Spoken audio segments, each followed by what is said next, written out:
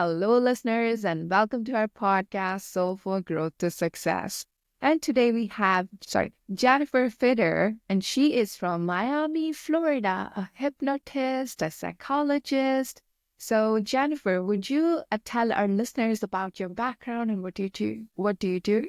Yeah, sure, of course. First of all, thank you so much for having me. I'm excited to be here today.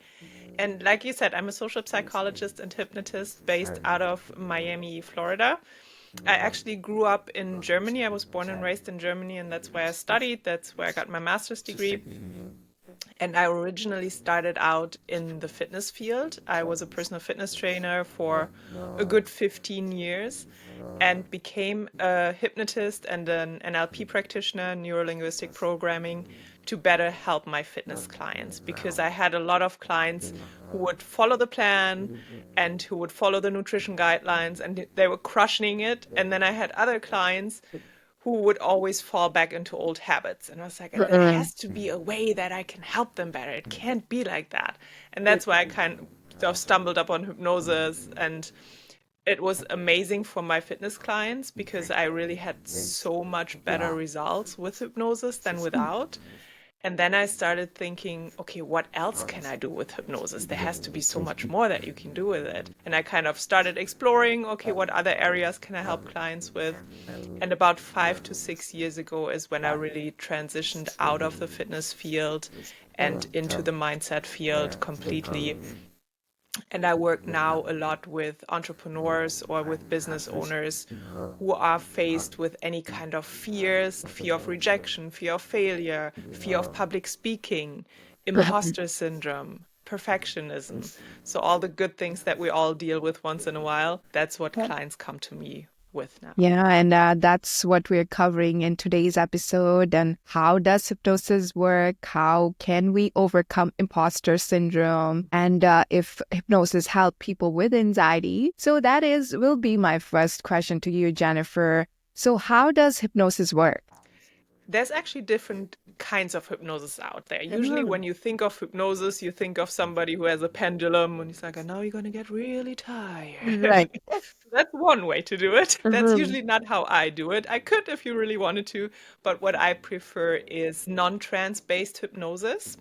So basically, my clients are fully awake during the whole process, which has the advantage that A, we skip this whole phase of induction where I really try to get you into a different state because that takes up a lot of time.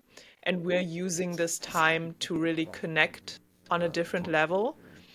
And also when I talk to the subconscious mind, I always see it as a conversation and the Mm. subconscious mind gives me an answer that I don't understand, that I don't know what to do with, then I can ask you, since you're right there, hey, what do you think that means? And then we Yeah. can have like kind of this three-way conversation, if you will, where we together try to figure out, okay, what is the subconscious mind actually thinking in this moment? What is the pattern that it has? And that's, for me, that's a very, very nice way to do it. I really enjoy it that way. Yeah, something is just coming to me. So I'm just recently learning this lucid dreaming. So Okay. I will share just one part of my dream because it also talks about like going to your subconscious mind. So Okay. what the dream was is I have a 5-year-old son and he dies in my dream, but I feel like it's that was my subconscious mind telling me my biggest fear. What is my biggest fear? My biggest fear is losing my child, right? So rather than seeing it, if I didn't know that I'm lucid dreaming, it would be like a really panic mode for me. But because I realized that I'm doing it intentionally and my purpose, I'm in a dream. So then I got out of, I'm like, okay, that is, so I don't know if it's relatable to hypnosis, but yeah. I think every time, because they usually say, because there's different brain waves, different states we're in throughout the day, right? And usually when you're in this state of almost falling asleep Mm. right before you go to bed or in the morning when you're waking up, that is like kind of the state that you're in when you're in trance hypnosis. So yes, Mm. when you're sleeping, you're in an even deeper state. and Yeah. you have kind of direct access to your subconscious mind. That's when the subconscious mind works, right? And it just kind of gets all the experiences throughout the day. It kind of try to works it out. So that's definitely something where you can kind of say, okay, it's relatable. It's like kind of Yeah. a similar experience, if you will. Because of the state, the level of Ex- consciousness. Mm. Exactly. Yeah. Okay. So what level of consciousness do you work with when you're doing hypnosis? So I always like to make things a little bit more tangible, because whenever Mm. we're talking about hypnosis and the subconscious mind, it's kind of like a little fuzzy, you know? So I Yeah. try to make it as tangible as possible. And I always use an example of, so first we have to all be clear that there's a difference between the conscious mind and the subconscious mind, right? The conscious mind is the rational, logical thinking mind. So what your listeners are listening to us with right now is their conscious mind, hopefully. And then we have the subconscious mind, which runs a lot of patterns that are in the background that we are not necessarily aware of. And that's a big part of our life. Like Mm. everything that's metabolism, you breathing, but you also getting up in the morning and you brushing your teeth. Those are all patterns that our subconscious mind developed Mm. that are outside of our conscious awareness, which is an amazing thing because it makes life so much easier for us. Right. If we had to think about every little thing, if you had to remember to breathe every few seconds, you would Yeah. be so occupied by breathing that you can't accomplish anything else. So that's a good thing, right? The problem that we then have is that our subconscious mind also sometimes develops patterns that are not really helpful for the situation that we're in right now.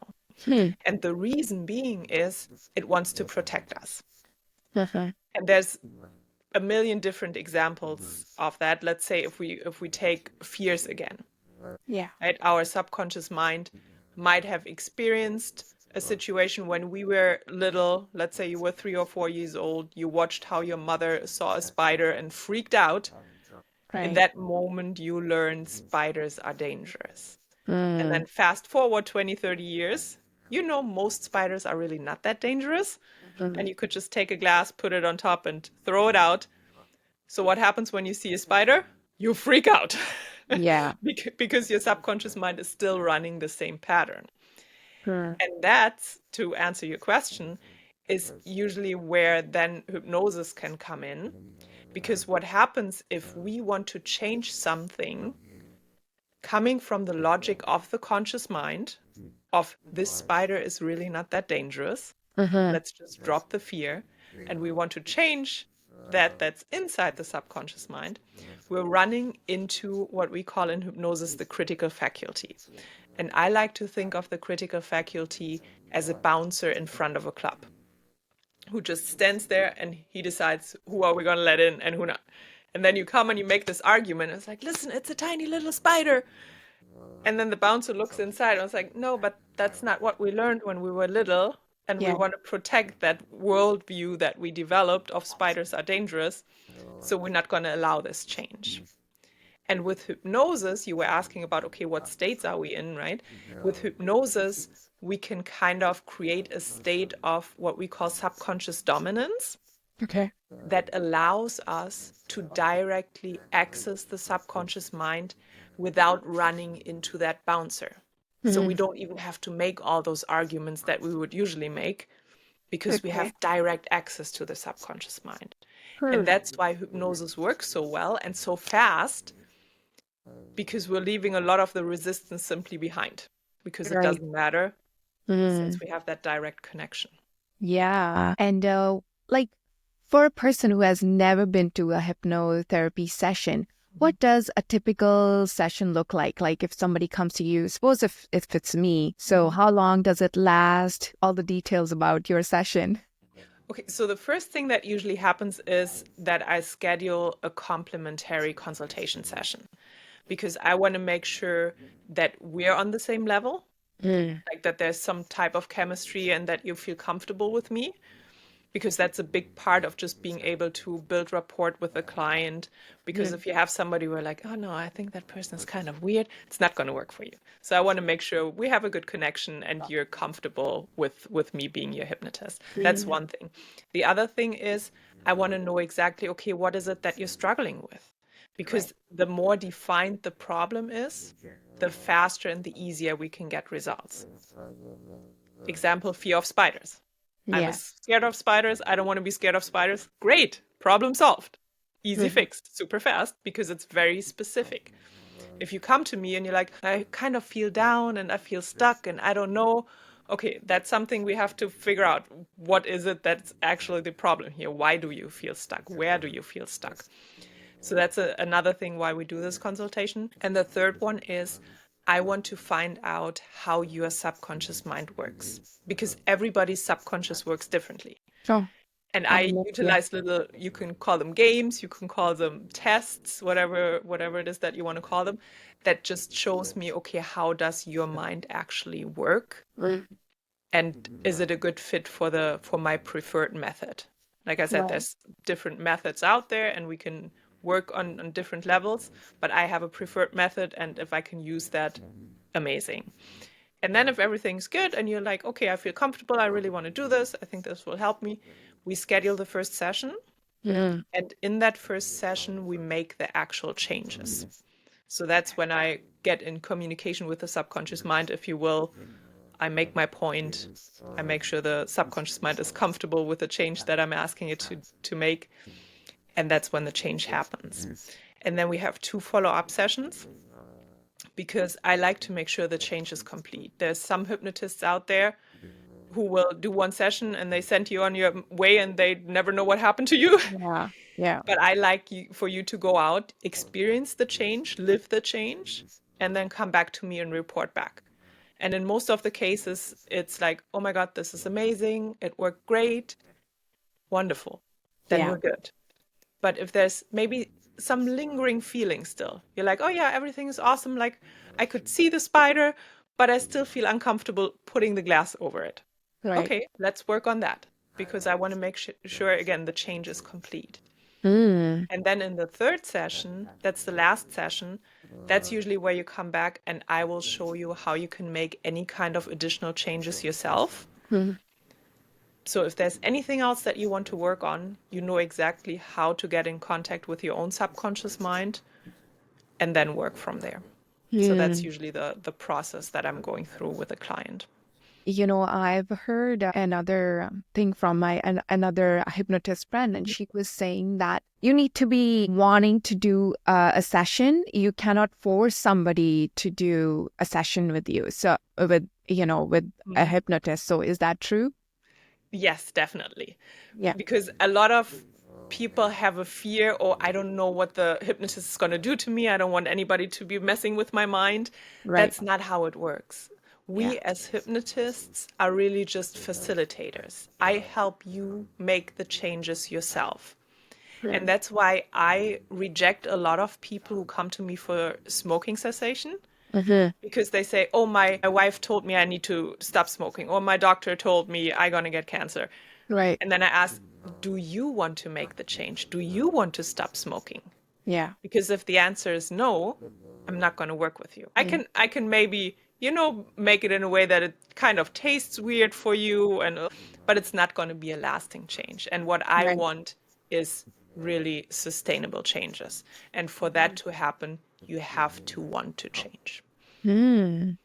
So Jennifer, how did hypnosis play a role in your personal life or professional life? I want to know, a little bit about you. It played a role in a lot of areas for me. One significant one was I had a shoulder injury. I want to say probably 8 years ago or so. Eventually had surgery. And I was always afterwards still scared of messing it up. When I was working out, I was very careful. I didn't do any push-ups. I didn't do anything that could hurt the shoulder. And therefore, it kind of held me back a lot in my own training because I was so scared. So I went through a hypnosis session with actually who was later than my mentor, who taught me hypnosis. to get rid of this fear so I could really work out again, Right. because that was just something that was always in the way. And I was so amazed of like how quickly it worked.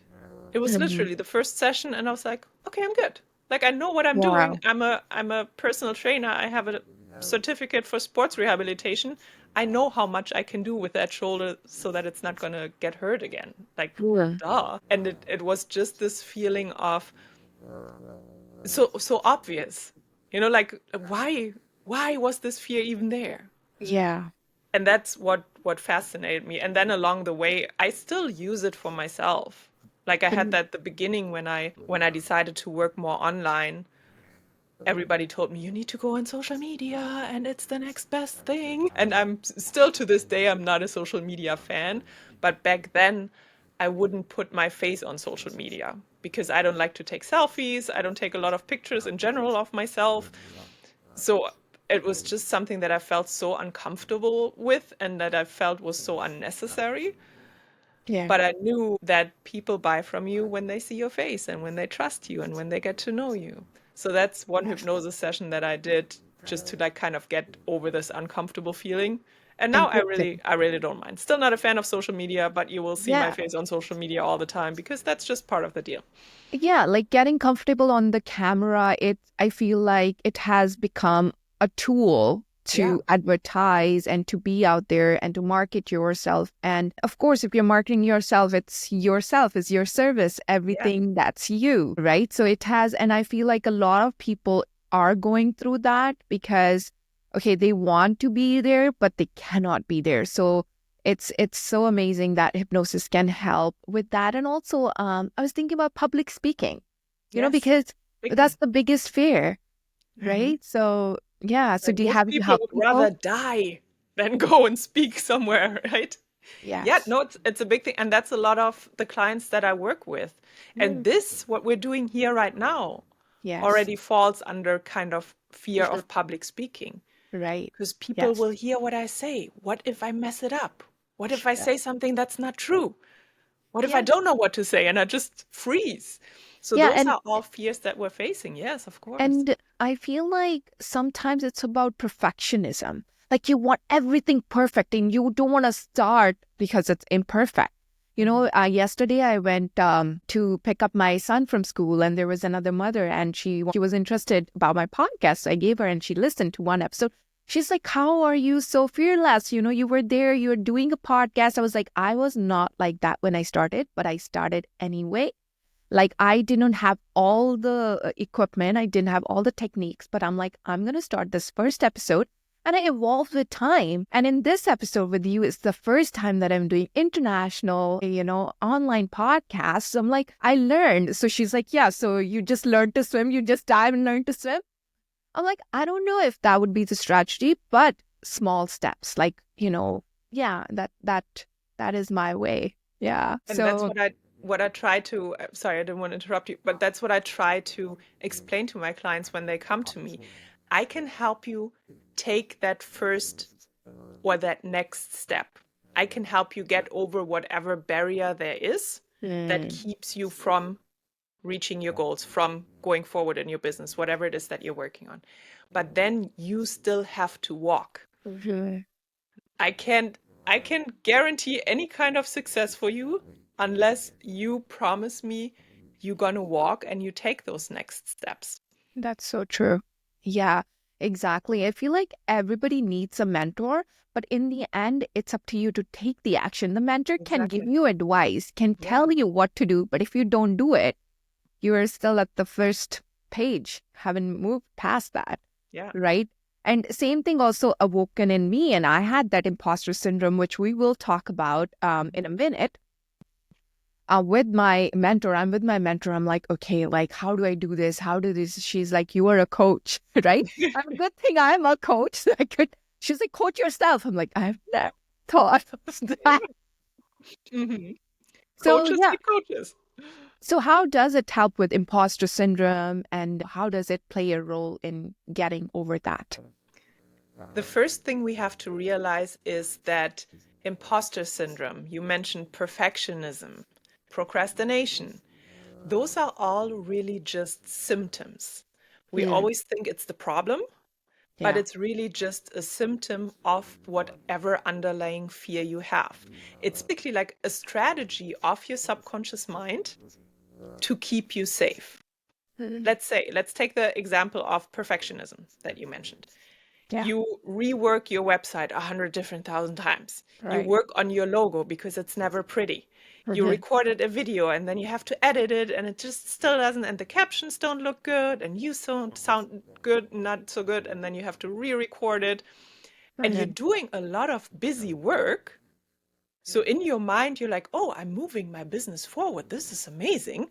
Mhm. But you're really just spinning your wheel because your subconscious mind wants to hold you back from actually put yourself out there. Because Right. once you put yourself out there, you're the target for everything. Mm. People might comment on what you're doing, they might not like it, Mhm. people might reject you, you might fail, maybe nobody watches your video that you put Right. 15 hours into edit. Mhm. So those are all strategies of your subconscious mind to keep us safe. And Right. when we notice that, when we become aware of that, then we have something we can work with. Right. Then we can trace it back and say, okay, what is actually the root cause of this symptom? Mhm. Why is your subconscious mind running this strategy? Mhm. And then we say, okay, I figured out what it is. Now let's get rid of it. But that would be, you kind of have to work backwards to find out what are we actually dealing with here. Okay, so you will get the answer just in one session. So like suppose somebody had a fear. It's so funny. One of my friends, she did not like to do laundry. Hmm. So I just asked, like we were just having coffee and she's like, I hate laundry.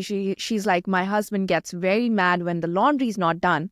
So I started questioning her. I'm like, why is that you don't like laundry? And it's so funny that some people we don't even look back and think about why, but we know there is a problem and we just Yeah. leave it at that and we're just fighting with that and I don't like laundry and maybe fight with your partner. Hmm. But when I asked her, she's like, good point. She's like, yes, because I had an accident. So whenever I do laundry, there's a pain in my back.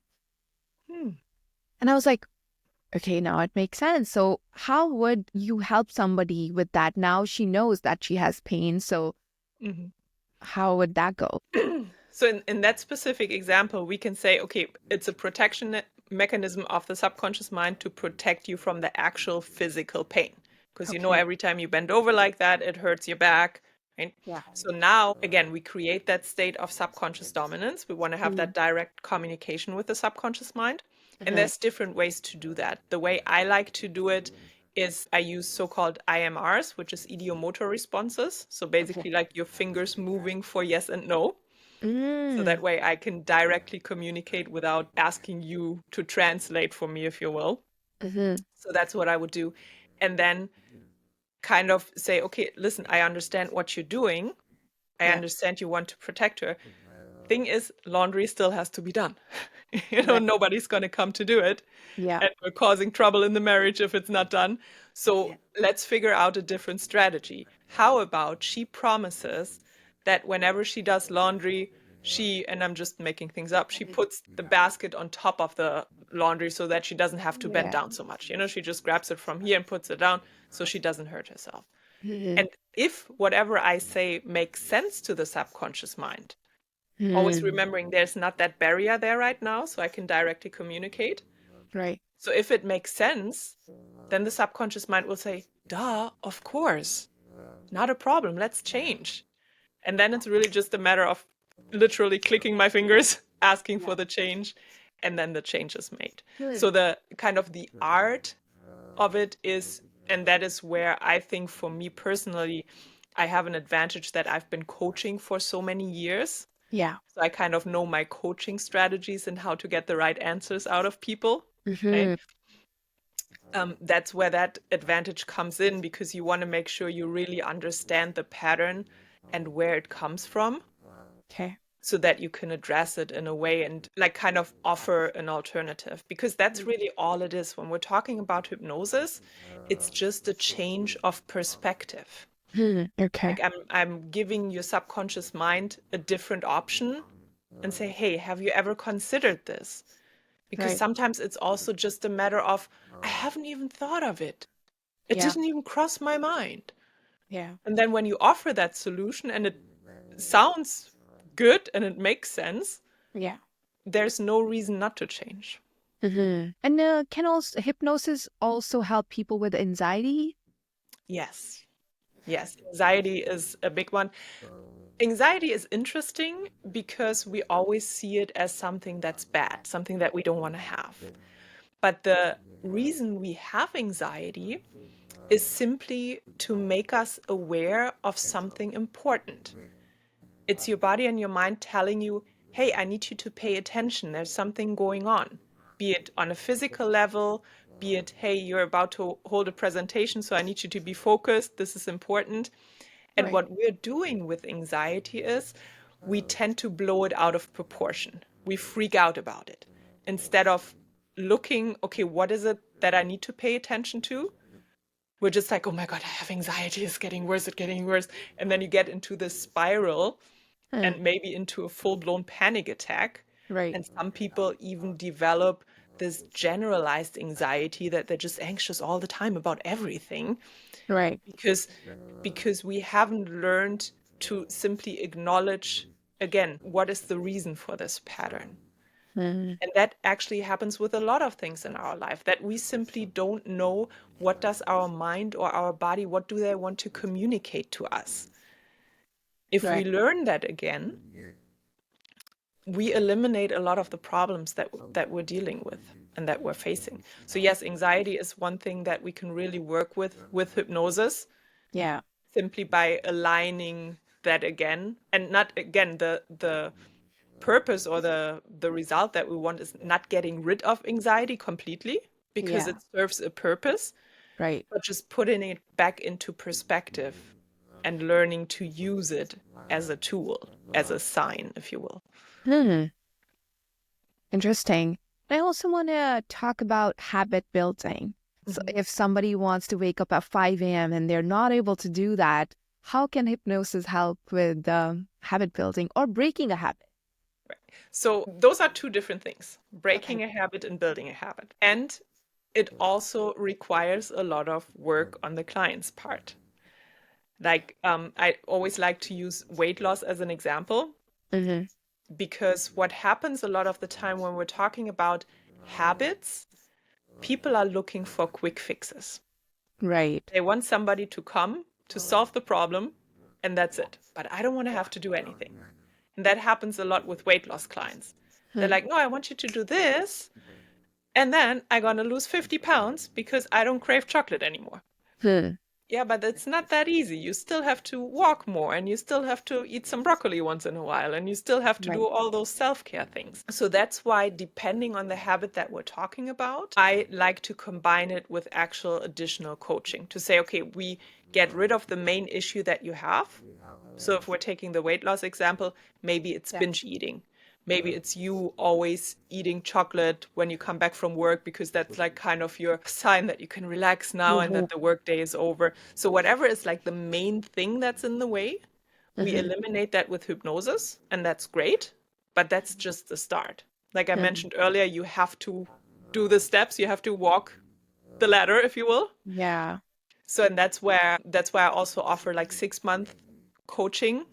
If we have, I do it in the context of business. If we have somebody who wants to transition from a 9 to 5, building a business, there is so much more that has to happen than just getting rid Yeah. of your fear of failure. You Right. have to create new habits. You have to create new values, new priorities, all those things. And that just doesn't happen with a click of a finger. I wish like I would be a billionaire if I could Yeah. just click my fingers and people would lose 50 pounds, or I click my fingers and you're a millionaire.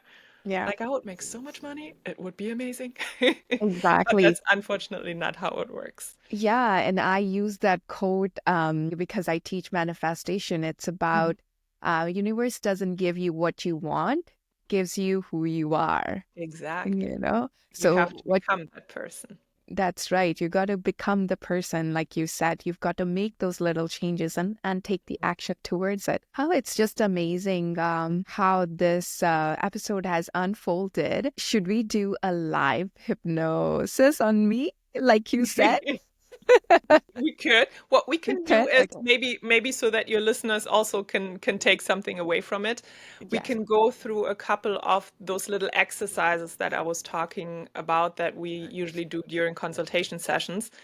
Or maybe just the first one to make it the easiest, because that will really show you how your subconscious mind works. So if you guys are listening right now and you are in a safe space, you're not driving a car or you're Yeah. not out and about, and you Mhm. have some time to relax and close your eyes, then please feel free to do it with us. And you just gonna go ahead and you close your eyes. Take a deep breath for me and exhale. Good. Perfect. Let's do that one more time. Take a deep breath in and exhale. Wonderful. And now I want you to imagine that you're standing in an empty room. There's nothing in that room but yourself and a chair. And that chair looks like one of the most comfortable chairs that you could ever imagine. And when you have an idea of how that chair looks like, I want you to nod your head for me that I know you have it. Just move your head. Perfect. And now I want you to imagine that you're walking over to that chair and you're sitting down. And you can wiggle your butt a little bit left and right and just feel how comfortable it is. And when you have an idea of the comfort of that chair, I want you to nod your head for me again. Perfect. And as you're sitting there in the most comfortable chair in the world, all of a sudden, you hear some music. It might be one of your favorite songs. And when you can hear the music, nod your head for me again. Beautiful. And as you're sitting there, in the most comfortable chair in the world, listening to one of your favorite songs, all of a sudden, you can smell some flowers. Might be your favorite flower if you have one, but just some roses. And when you can smell it, nod your head for me. That's right. And as you're sitting there, in the most comfortable chair in the world, listening to the music, smelling the flowers, I want you to think of the last thing that you ate. If you already had breakfast, depending on when you're seeing this, you can think of that or what you had last night. And when you can taste it on your tongue, I want you to nod your head again. Perfect. Now open your eyes. Shake it out. Everybody who's listening, shake it out. Good. So now think back to what you just experienced. Did you see the chair? Yes. Did you feel the chair? Yeah. Did you hear the music? Yes. What song was it? Just out of curiosity. It's a Punjabi song. Okay. Okay. Yep. Did you smell the flowers? Yes. And did you taste the food? Yes. Out of these 5, seeing the chair, feeling the chair, hearing the music, smelling the flowers, and tasting the food, what was the easiest to imagine? Which one was right there? I think hearing was like I picked up on a song which was going on, and then feeling like, Okay, yes. perfect. So that gives you a good indicator of how your mind imagines. Because one of the main ways how our subconscious mind communicates is through emotions and through imagination. So some people might have now, when you're listening to us, you might have said, oh, the chair was right there. I could see it. I could literally see the chair. Yes. And other people like you are like, oh no, I could really feel, I could really smell, I could really hear.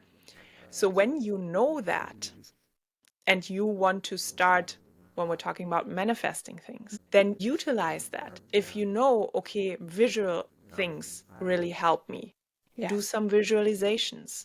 If it's hearing, do some guided meditation. like use what your subconscious mind tells you is the most effective for you. Yes. And Yes. then I there's like, so totally this agree. is usually the first thing that we do in the consultation to kind of find out, okay, how does your subconscious mind work? What does it prefer? What kind of communication? And then we Yeah. go into different exercises from there. Yeah, I totally agree with you because all the systems and all the tools not work for everybody out there. So whenever I also teach, I'm like, okay, what works for you? What do Exactly. you like? What is the easiest for you? Yeah. Because the easier it is, the more you're gonna want to do it. Yeah, And exactly. the hardest thing it is, you'll be like, oh no, I'm not getting there. Yeah. I'm not gonna, even wonder about it. So it's really interesting how with that session that you touch base on all the five senses and Mhm. whatever works for the person who is listening, it's now you kind of know that okay, Exactly. I can work with that. So that's Yeah. pretty amazing. And I love chatting with you, Jennifer. I feel like this has been like we said, informative and the best session ever. I love your energy. And That if was our intention going in. Make it the best session that's ever. right. That's right. And if people want to connect with Jennifer, I will be posting in links in the description and they could get an online session with you. Do you want to tell our listeners about anything that's upcoming or about your programs that you do? So, yeah, like I said, I have different programs. I have the regular hypnosis. So, if you have a specific problem that you want to work through, that's usually your go to. Or if you're a business owner and you need some longer term help, more accountability, there's the 6-month program that I have. I offer workshops and seminars. So, the easiest way to really get in touch and stay in touch is go to my website, jenniferfidder.com, sign up for the newsletter. So whenever something new rolls out, when there's an event coming up, anything that's going on, I will send newsletters. I don't like to spam my people, so you Yeah. might not hear from me for a month. But if Mhm. then something's coming up, I will send a newsletter. And from there, from jenniferfidder.com, you will also find links to social media. So if you want to stay in touch there, that's an option as well. Yeah, you can share your social media handles with our listeners and they can follow you there and connect with you. Yeah. Yeah. So it's jenniferfidder.com. Is that your Yes, website? Okay, that's it. awesome. And then from there, you can explore. Great. Awesome. Thank you, Jennifer, for coming in and embracing yourself with your presence. And it's just been an amazing podcast, and I loved you for that. Thank you so much for having me. I had a great time. Thank you. Thank you, Jennifer. Okay, I stopped.